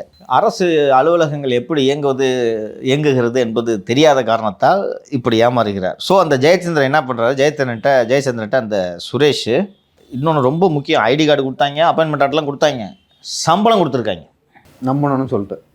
எத்தனை மாதத்துக்கு? தொடர்ந்து 3 மாதத்துக்கு வருது சம்பளம், 2-3 மாதம். எப்படி சம்பளம்? அவன் கொடுத்தாலும் 10 லட்சம், அதுலேயே தான் எம்எல்ஏ மாதிரி. இது நம்பணும்ல, நீங்கள் யாராவது ரெஃபர் பண்ணுங்க அப்படின்றவாங்க. நடந்திருக்கு. எப்படி நடந்திருக்குன்னா, இப்போ நம்ம பிரசாத் மாதிரி ஒருத்தர், அவரும் இதே மாதிரி வேணும்னு சொன்ன உடனே இவர் இந்த ஜெயச்சந்திரன், எப்பா சாப்பிட்டு நான் தான்ப்பா 10 லட்ச ரூபா கொடுத்தேன் பாரு, உடனே அப்பாயின்மெண்ட் ஆர்டரு பாரு, மாதம் எனக்கு சம்பளம்னு சொன்னோடனே அவர் 10 லட்ச ரூபா கொடுக்குறாரு. அவர் கொடுக்குற 10 லட்சத்துலேருந்து இவருக்கு மாதம் சேலரி சொல்லிவிட்டு இதோடு நின்று இருந்தால் பரவாயில்ல. நீங்கள் இப்போது சானிட்டரி இன்ஸ்பெக்டர் போஸ்ட்டில் இருக்கீங்க, ப்ரமோஷனுக்கு ஒரு 4 லட்ச ரூபா கொடுத்தோன்னா நெக்ஸ்ட் ஸ்டேஜ் என்று சொன்னதும் 4 லட்ச ரூபா ப்ரமோஷன் கொடுக்குறாரு. ப்ரமோஷன் அசிஸ்டன்ட் கமிஷனர் கொடுத்த உடனே 44,000 ரூபாய் சேலரி 56,000 ஆகுது. இதுக்குள்ளே 22 பேர்கிட்ட வசூல் பண்ணிட்டாங்க. யார்? ஒரே ஆளை காமிச்சு. ஆமாம் சார், வேலை பார்க்காத ஒரு பையன் ஊரெல்லாம் சுற்றிட்டு இருந்தாரு, இப்போ வேலைக்கு போக ஆரம்பிச்சிட்டாரு. அவங்களுக்கு ஆஃபீஸ் எங்கே சார்? யாருக்கு? இப்போ லைக் வேலைக்கு சேர்ந்தாங்கல்ல, ஃபீல்டு ஆஃபீஸர். நீ ஃபீல்டு ஆஃபீஸர் அங்கங்கே போய் குப்பையெல்லாம் சரியாக அள்ளி இருக்கிறதா, ப்ளீச்சிங் பவுடர் போட்டிருக்கிறதா என்பதை செக் பண்ணிவிட்டு ஃபோட்டோ அனுப்பணும். இல்லை அதை ஏமாத்திரம் யோசிச்சிருப்பான். இல்லை அதை ஏமாத்திரம் மனநிலை பாருங்க. டேய் அடா பாவி அப்பாவே இருக்காடா. இவரும் ஜியோ டேக்கிங்லாம் போட்டு பண்ணியிருக்காரு. அதுக்கப்புறம் நடந்தது கேளு. அதுக்கப்புறம் இந்த பார், ஏற்கனவே ஒரு ப்ரொமோஷன் வாங்கிட்டேன், நீ நல்லா வேலை செய்கிறன்றதுக்காக கார்பரேஷனில் உனக்கு அடுத்த ப்ரொமோஷன் கொடுக்கறதுக்கு சொல்லியிருக்காங்க. இதுக்கு ஒரு 10 லட்ச ரூபாய் நீ கொடுக்கணும், கொடுத்தோன்னா அடுத்த ப்ரொமோஷன். இவருக்கு தான் மாதம் 56,000 சம்பளம் வந்துட்டுருக்கிய, கொடுக்குறாரு இந்த பணத்தையும். 10 லட்ச ரூபாய் கொடுத்துட்டு அதுக்கப்புறம் பார்த்தா ஃபோன் எடுக்க மாட்றாங்க, ப்ரொமோஷன் ஆர்டரே வரல. சார் இங்கே பாருங்கள் சார், ஒருத்தர் ரூபா கொடுத்தேன் எனக்கு ப்ரொமோஷனே கொடுக்கலன்னு கார்பரேஷன்லேயே போய்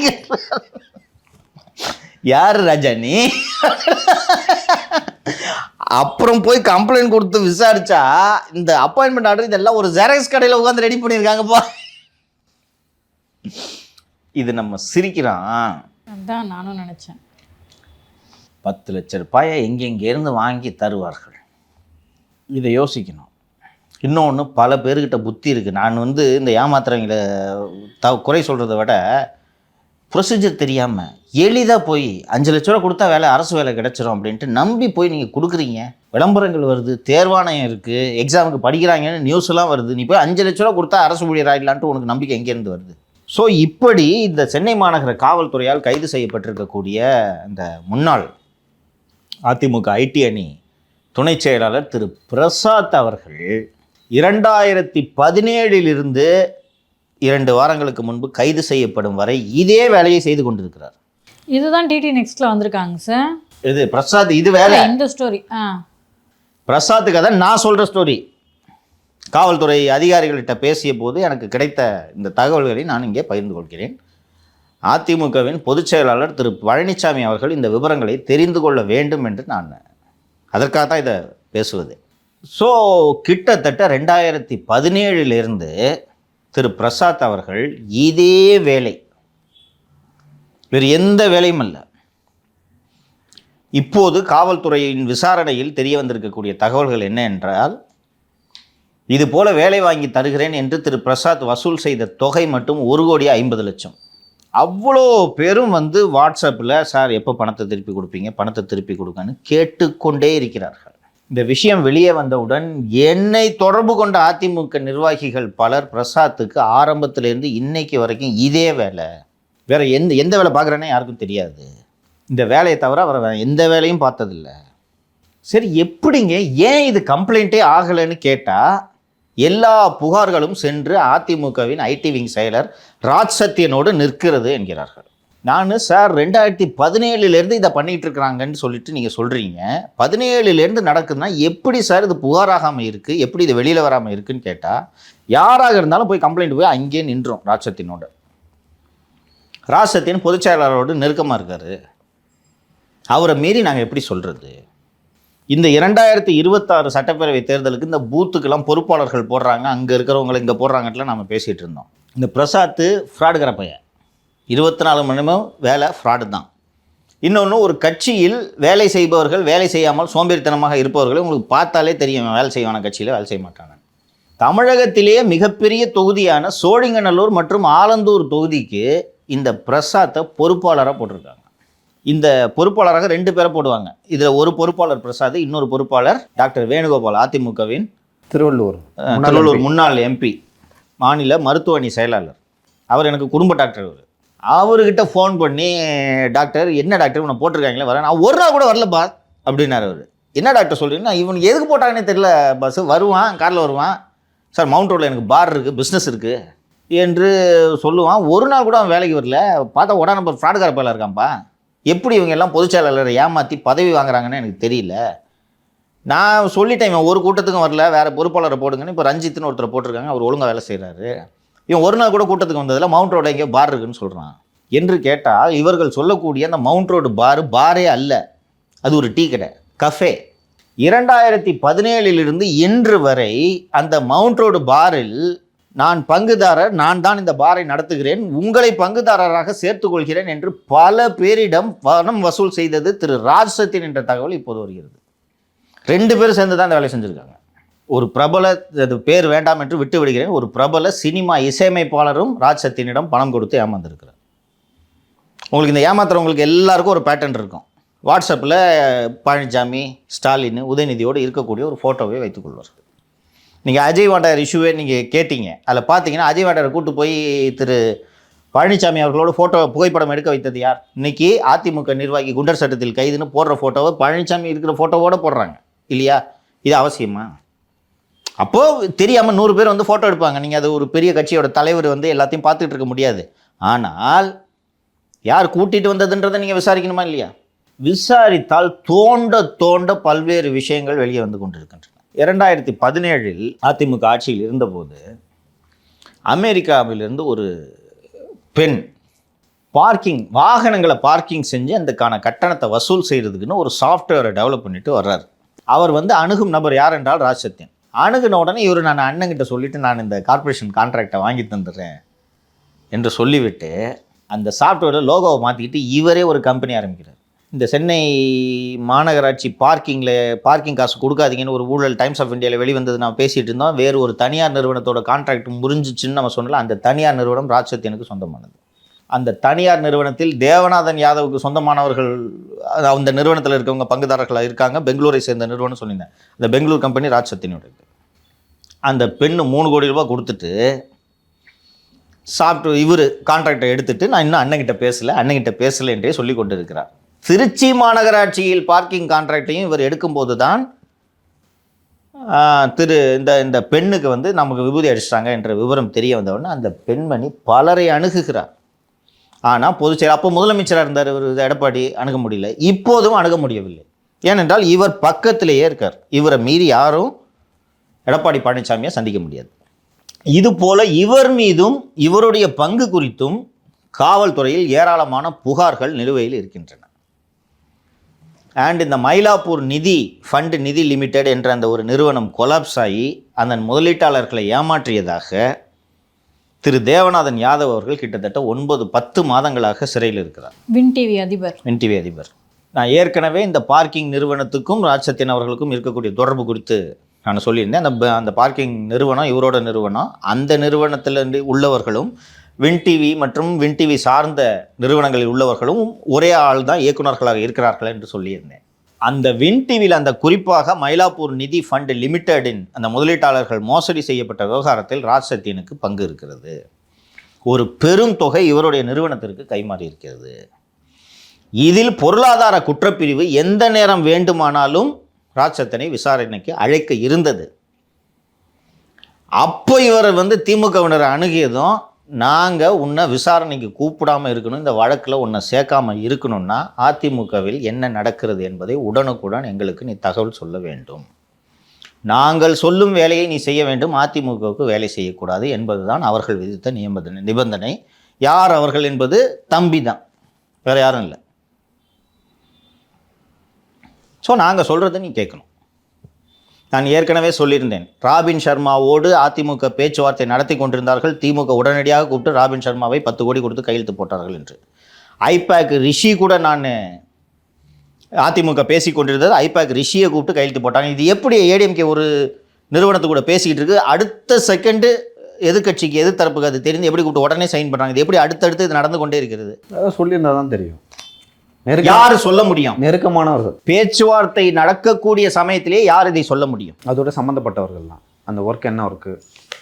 இது அதிமுக பொதுச் செயலாளர் திரு பழனிசாமி அவர்கள் தெரிந்து கொள்ள வேண்டும் என்பதற்காக தான் நம்ம சொல்கிறோம். உங்களுக்கு நல்லா கவனித்து பார்த்தீங்கன்னா மற்ற கட்சிகளோட ஐடி விங்குகள் வேலை செய்கிறதுக்கும் அதிமுக ஐடி விங் வேலை செய்கிறதுக்கும் வித்தியாசம் இருக்கா? ஆமாம் சார், போன தடவை நம்ம ஐடி விங் சரியாக வேலை பார்க்கல அப்படின்னு சொல்லும் போதெல்லாம் மிகப்பெரிய அளவில் ஆதரவு, நிறைய தன்னெழுச்சியாக நிறைய பொய்ய சொன்னீங்கன்னா கண்டுபிடிச்சிருவாங்க மாலதி. நீங்கள் இப்போ காழ்ப்புணர்ச்சியோட நாம் தமிழர் ஐடி விங் வேலை செய்யலைன்னு சொன்னால் அடிப்பாங்க. கரெக்டா? அங்கே கட்சியில் எல்லாமே IT wing. DMK IT wing வேலை செய்யலன்னு சொல்ல முடியுமா ஃபஸ்ட்டு? ஆனால் அதிமுக ஐடி விங் ஒழுங்காக வேலை செய்யலைன்றதை தொடர்ந்து சொல்லிக்கிட்டு இருக்கோம். என்ன இம்ப்ரூவ் பண்ணீங்க? சார் நல்லபடியாக ட்வீட் போட்டிருந்தா கூட ஃபோன் பண்ணி மேலிடத்து உத்தரவு, இந்த ட்வீட்டெல்லாம் நீக்குங்க அப்படின்னு சொல்லிட்டு அதிமுக ஐடி விங்கில் இருக்கவங்களையே உங்கள் கட்சியோட பொதுச் செயலாளர் இருக்காரு, அவர் ஒரு ட்வீட்டு போடுறாரு, ஒரு அறிக்கை போடுறாரு, அதை வைரலாக்குறதுக்கான வேலைகளை கூட நீங்கள் செய்கிறது இல்லையே. திரு பழனிசாமி ஒரு இடத்துல போகிறாரு, இன்றைக்கி போகிறாரு, அவருக்கு ஒரு ஹீரோ இமேஜை பில்டு பண்ணுறதுக்கு கூட கேண்டிட் ஃபோட்டோகிராஃபர் கேண்டிட் வீடியோகிராஃபர்லாம் வேணும் இல்லைப்பா? டெய்லி ஒரு 10 ரீல்ஸ் போடணுமா இல்லையாப்பா? சார் மாவட்ட செயலாளரே வச்சுருப்பாரு சார். மாவட்ட செயலாளர்னா அவரோட ஐடி வச்சு அவர் எப்படி மெயின்டைன் பண்ணுவார்? எடப்பாடி பழனிசாமியோட இன்ஸ்டா ஐடியில் எவ்வளோ ஃபாலோவர் சொல்லுங்கள்? இந்த ஒரு 1,00,000. 37,000 தெரியுமா? எனக்கு இந்த இன்ஸ்டானா என்னன்னு புரியாது எனக்கு. ஆனால் இன்ஸ்டாவை தவிர வெளியில் போகாத ஜென்ரேஷன் எனக்கு இருக்குது. கரெக்டாக? இன்ஸ்டாவை தவிர அவனுக்கு வேறு எதுவுமே வேண்டாம். கரெக்டுங்களா? 18 to 35 அந்த ஏஜ் யூத்துங்களை நீங்கள் அங்கே தான் கவர முடியும், வேறு எங்கேயுமே கவர முடியாதுமா. எனக்கு அது இன்ஸ்டா புரியல. ஆனால் பார்த்தா அவ்வளோ பேரும் இன்ஸ்டாவில் இருக்கான்றாங்க யங்ஸ்டர்ஸு. அந்த ஏரியாவே தொடமாட்டீங்க நீங்கள். இதுக்கு ஏதாவது ஒரு காரணம் இருக்குல்ல. இன்னொன்று, ஐடி தான் உங்களுக்கு வேலை, வேறு ஏதாவது வேலை இருக்கா? பார் நடத்துறேன்னு 10 பேர்கிட்ட வசூல் பண்ணுறதா உங்கள் வேலை? ஐடி விங் பார்க்குறது தானே உங்கள் வேலை. ஏன் பார்க்கல? என்ன பண்ணுறீங்க? 10 முறை சுட்டி காட்டியாச்சு இல்லை வேலை செய்யலைன்னு. சரி பண்ணுறதுக்கு நீங்கள் என்ன நடவடிக்கை எடுத்தீங்க? மற்ற நேரம்னா விட்டு போயிடலாமா? தேர்தல் வருது, அதுக்கப்புறம் சுற்றி ஒரு அதிமுகவுக்கு வேலை செய்கிற இந்த ஸ்ட்ராட்டஜி டீம் என்ன டீம்னு பார்த்தா, இந்த ஸ்ட்ராட்டஜி டீமே இவர் கூட்டு வந்த டீம். சசிகலாவுக்கு பிராண்ட் பில்டிங்காக கொண்டு வந்த டீம், அப்போது வேலை செய்த டீம், அந்த டீமை கூட்டு வந்திருக்காரு. அப்படி தான் பழக்கம். சார் இப்போ அஜய் வாண்டையாருக்கு பின்னாடி ஒரு சமூகம் இருக்குது. இப்போ எமர்ஜ் ஆகிருக்கிறது அதிமுகவில் கவுண்டர் சமூகம். அப்படி இருக்கும்போது அஜய் வாண்டையார் தொடுவதன் மூலமாக அந்த ஜாதி அவங்க அவர்ஷன் ஆகிறதுக்கான வாய்ப்புகள் இருக்குன்னு நினைக்கிறாங்களாங்க சார்? எனக்கு அது பற்றி ஸ்பெசிஃபிக்காக இதுதான் காரணமா என்பது எனக்கு தெரியவில்லை மாலதி. ஆனால் ஒரு ரவுடித்தனம் செய்கிறவன், ஊரு பூரா பணத்தை ஏமாற்றியவன், மிரட்டுபவன், இவனை நீங்கள் சாதியின் காரணமாக கூட நீங்கள் நடவடிக்கை எடுக்காமல் வைத்திருந்தீர்கள் என்றால் பொது சமூகம் உங்களை எப்படி பார்க்கும்? இல்லை சார், இப்போ அஜய் வாண்டியார் கழுது, பிரசாத் கழுது, ஒருவேளை ராசித்தன் நீங்கள் சொல்கிற மாதிரி வந்து திமுக கூட்டம் இணக்கமாக இருக்கான்னு சொல்லிட்டு சொல்கிறீங்க. அவர் தடுத்துருக்கலாமா நினச்சா? தடுக்க முயற்சி செய்யவில்லை என்று உங்களுக்கு யார் சொன்னது? வருண்குமார் இந்த கைதை தடுப்பதற்கு கடும் முயற்சி எடுத்தார் என்று நான் சொன்னேன், உங்களுக்கு நினைவு இருக்கா? ஆமாம் சொன்னேன்னா? வாலாடி கார்த்தியும் வருண்குமாரும் உதவி செஞ்சார்னு சொன்னேன்னா? வருண்குமார்கிட்ட பேசியதே இவர் தான். உங்களுக்கு ஒரு வார்த்தை அப்போ நான் சொன்னேன், நீங்கள் நினைவில் வச்சுருக்கீங்களா இல்லையான்னு தெரியல. இனிமேல் ஏடிஎம்கேக்குள்ளே யாரையும் அனுப்ப முடியாது சொன்னேன்னா? ஏடிஎம்கேக்குள்ளே அனுப்புறது அப்போ யார் மூலமாக அனுப்பியிருக்காங்க? 2 பேரும் யாருடைய பாதுகாப்பில் இருந்தாங்க? அஜய் வாண்டையார், பிரசாத் 2 பேரும் யாருடைய பாதுகாப்பில் இருந்தார்கள்? அப்போ யார் மூலமாக அனுப்பியிருக்காங்க? உங்களுக்கு ஏடிஎம்கே கவர்மெண்ட்டில் நீங்கள் கான்ட்ராக்ட் எடுத்தீங்கன்னா திமுக கவர்மெண்ட் வந்தோடனே கான்ட்ராக்ட் டெர்மினேட் பண்ணுறதானப்பா உலக வழக்கம். ஆமாம்.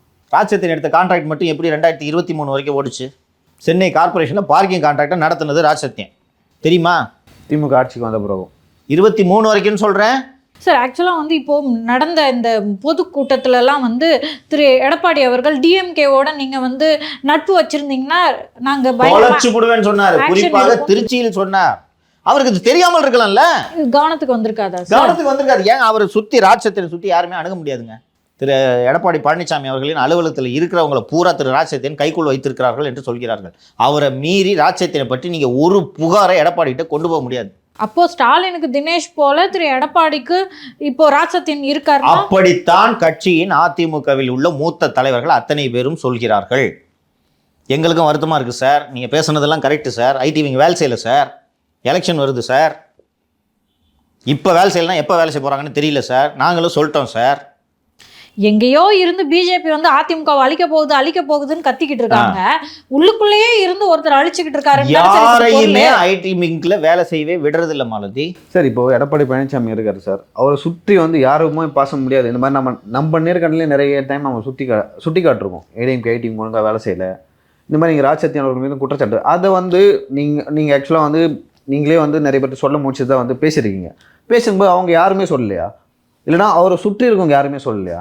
அப்படி சொன்னாலும் என்ன ரியாக்ட் பண்ணுவார்? அவர் காதுக்கு அது செல்லவில்லை என்று நான் புரிந்து கொள்கிறேன். அதனால் தான் நிகழ்ச்சியின் வாயிலாக அவர் காதுக்கு இதை கொண்டு போகிறதுக்கான வேலைகளை செய்கிறேன். உங்களுக்கு தமிழ்நாட்டில் பிஜேபி ஐடி விங்கு இருந்து பிஜேபிக்கு சோஷியல் மீடியாவில் ஒரு பெரிய ட்ராக்ஷன் உருவாகிறதுக்கு அடிப்படை காரணமாக இருந்தவர், முக்கிய காரணமாக இருந்தவர் திரு சிடிஆர் நிர்மல்குமார். அவருக்கு ஐடி வேலை தெரியுமா தெரியாதம்மா?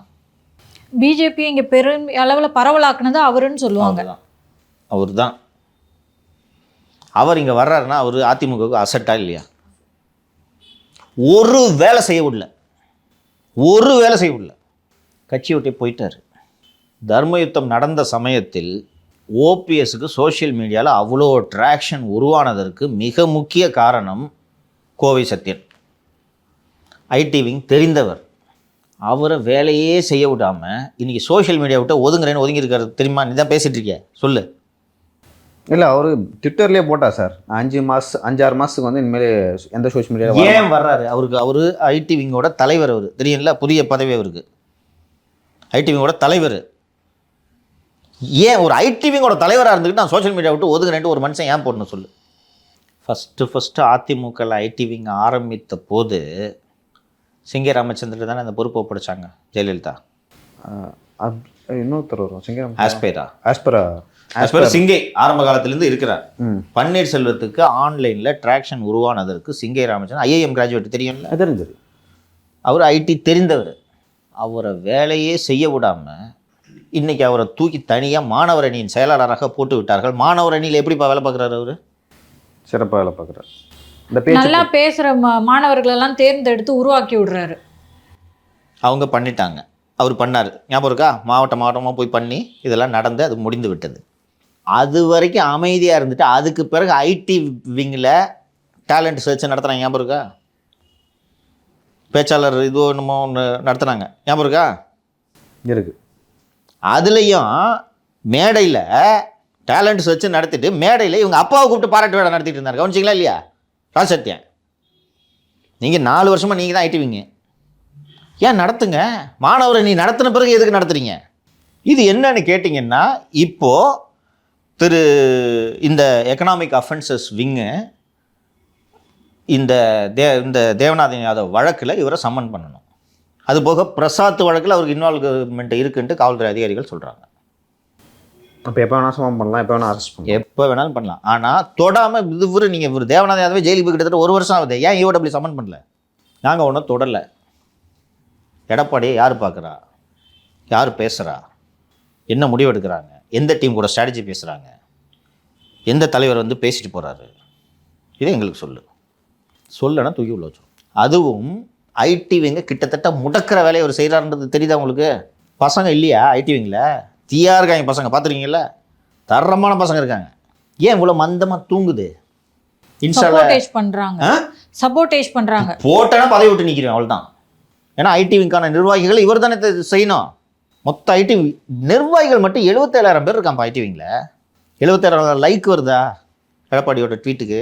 அட்லீஸ்ட் ஒரு 25% சொல்லுங்கள். இப்படி ஒரு பலகீனத்தை காலில் இவ்வளோ பெரிய சங்கிலியை வச்சுக்கிட்டு நீங்கள் எப்படி போய் போர்க்களத்தில் போய் சண்டை போட போகிறீங்க? ஊருக்கே தெரியுது, யாருக்கிட்ட கேட்டாலும் சொல்கிறாங்க பிரசாத்தை பற்றி. அவனுக்கு தாங்க வேலை. இவருக்கு எப்படி தெரியாமல் போகும்? இப்படி ஒரு ஆளை என்கரேஜ் பண்ணலாமா?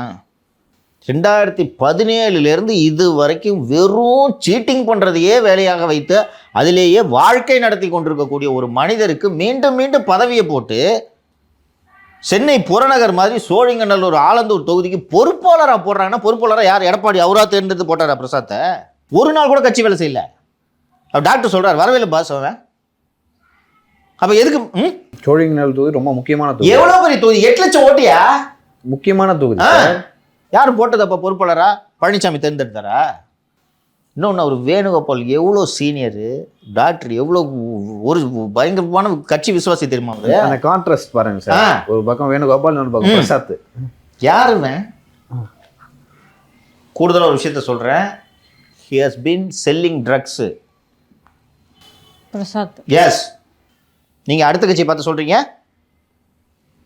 இப்போ தெரியுதா உங்களோட கனெக்ஷன் எல்லாம் எங்கே வருது தெரியுதா?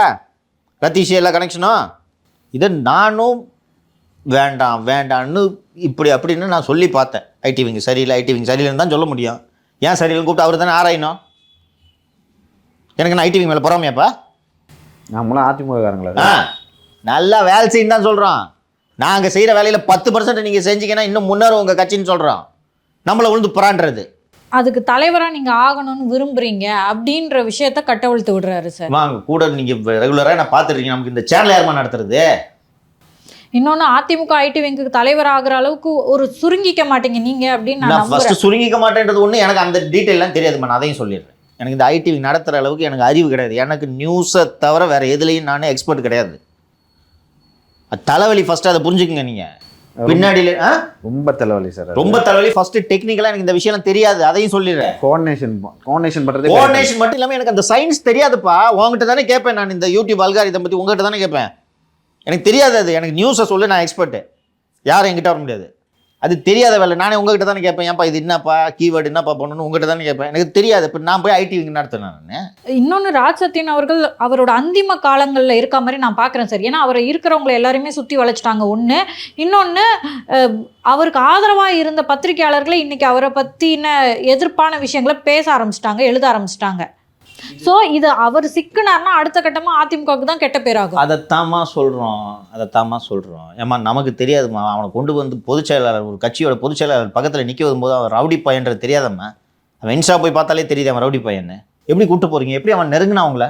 உங்கள் ஃபோட்டோவும் அந்த சொன்னேன்ல அந்த விளையாட்டு வீரர்கள் பேனர்னு, உங்கள் ஃபோட்டோ இந்த ஃபோட்டோ பக்கத்தில் அஜய் வாண்டியார் ஃபோட்டோக்கு பக்கத்தில் ராஜ்சத்தியன் ஃபோட்டோ தான் இருக்குது. எந்த தைரியத்தில் போடுறான்? இதெல்லாம் சரி செய்ய வேண்டிய விஷயங்கள். இதெல்லாம் கட்சிக்கு தேவையற்ற அவப்பெயரை ஏற்படுத்தும். இதை திரு எடப்பாடி பழனிசாமி அவர்கள் புரிந்து கொள்ள வேண்டும் என்பதற்காகத்தான் இதை நம்ம சொன்னது. நீங்கள் சொன்னதெல்லாம் கேட்டால் எனக்கு நகைப்புக்குரியதாக இருக்குது. ஃபஸ்ட்டு எனக்கு ஐடி விஷயமே தெரியாது. நான் எங்கள் ஐடி விங் நடத்துறது எல்லாம் சாத்தியமா? ராஜ்சத்தியனுக்கு நெருக்கமான இருந்த அந்த பத்திரிகையாளர் வந்து அவர் மேலே சில குற்றச்சாட்டுகளை வைக்கிறாரு. அதுக்கு பதிலாக ராஜ்சத்தியன் வந்து உன் மேலே வழக்கு தொடருவேன், இவ்வளோ நாள் நீ பேசிகிட்டே இருந்த, நான் கண்டுக்கல அப்படின்றாரு. அப்போ கீழே வந்து அதிமுகவுக்கு சொந்தக்காரங்கள்லாம் வந்து என்ன சொல்கிறாங்கன்னா, இவ்வளோ நாள் நீங்கள் அதிமுகவுக்கு பேசும்போதெல்லாம் விட்டதுனால தான் இன்றைக்கி அவர் இந்த இடத்துல வந்து நின்றுருக்காரு அப்படின்னு. ஏன் விட்டீங்கன்னு அவரையே கேள்வி கேட்குறாங்க. இந்நேரம் இப்போ 2 பேர் கூட உறவு ஏற்பட்டிருக்கு. நான் சொல்கிறேன், எல்லாமே பார்த்தீங்கன்னா ராஜ்சத்தியன் அசோசியேஷன் எல்லாம் ஷேடி கேரக்டர். இந்த மனோஜ்னு சொல்லிட்டு ஒரு பையனை பற்றி சொன்னேன்ல, 5th ஆங்கிள் ஸ்டுடியோஸு வர்ணமாலான்ட்டு இன்டீரியரு, அந்த மனோஜை கூட்டிகிட்டு வந்து அதிமுக அந்த மதுரை மாநாடு நடந்துச்சு இல்லையா, எழுச்சி மாநாடு, அந்த மாநாடுக்கு இந்த ஈவெண்ட் மேனேஜ்மெண்ட் பண்ணுறதுக்கான அந்த ஒப்பந்தத்தை வாங்கி கொடுத்தது ராஜ்சத்தியன். அப்போ இயல்பாக இந்த மாதிரி வேலையில் வந்து ஒரு ரெஸ்டோ பாரை வச்சுக்கிட்டு 9 பேர்கிட்ட பார்ட்னர்ஷிப் டீல் போடுற ராஜ்சத்தியன் 2 வாழை மரத்துக்கு 8,000 ரூபாய் சார்ஜ் பண்ண இந்த பையன்கிட்ட இருந்து பாதி காசு வாங்கியிருக்க மாட்டான்றது என்ன கேரண்டி? மதுரையில் எய்ம்ஸ் வரக்கூடிய அந்த லேண்டுக்கு பக்கத்தில் 1.5 ஏக்கர் லேண்டு திரு ராஜசத்தியன் அவர்களுக்கு இருந்திருக்கிறது. இங்கே 1.5 ஏக்கர் லேண்ட் இருக்குதுன்னு காமிச்சு ஊருப்பட்ட பேர்கிட்ட காசு வாங்கியிருக்காரு. புதுசாக சொல்கிறாங்க. அத்தனை பேர் வந்து சார் நம்ம எப்படி சார் சொல்கிறது, நான் எப்படி சார் பேசுறது? நமக்கு இதெல்லாம் பேசுறதுக்கு தயக்கமே இல்லை. அதிமுகங்களா நம்ம அவங்க நீங்கள் பேச முடியாது, நீங்கள் கட்சியில் இருக்கீங்க, நீங்கள் பேச முடியாது, நான் ஏன் பேசக்கூடாது?